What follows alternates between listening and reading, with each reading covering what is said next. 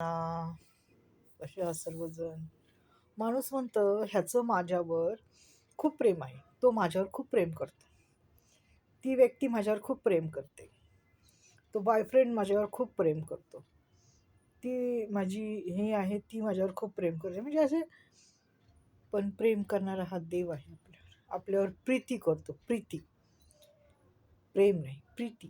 प्रीती ही क्षमाशील असते. म्हणजे देव बघा ना, नातेवाईक आपल्याला क्षमा करत नाहीत.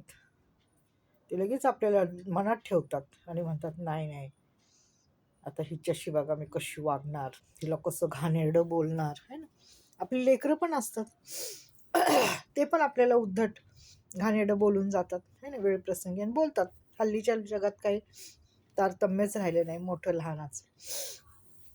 पण देव आहे ना, देवाची जी प्रीती आहे ना, ती आपल्यावर असली ना, तर कोणी आपल्याला जगात प्रीती करो, नाही करो, आपल्याला प्रीती करणारा एकच आहे, तो आहे आपला कर्ता करविता प्रभू येशू.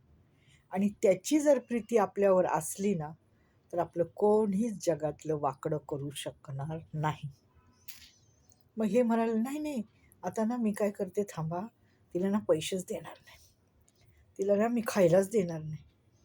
अरे, तुझी बुद्धी जेवढी आहे ना, तेवढीच तुझी अक्कल असणार आहे, तेवढीच तुझं वागणं असणार आहे. पण त्याच्यापेक्षा महान माझा प्रभू आहे. तो एक दार बंद झालं तर 100 दारं उघडेल. एवढं मात्र खरं आहे. त्यामुळं तुझी अक्कल तुझ्याकडेच ठेव, हो की नाही? आणि ज्याच्याबरोबर देव आहे ना, त्याला कुठल्याच व्यक्तीची गरज लागत नाही. देव त्याला पावलोपावली मदत करत असतो. एवढं मात्र खरं आहे.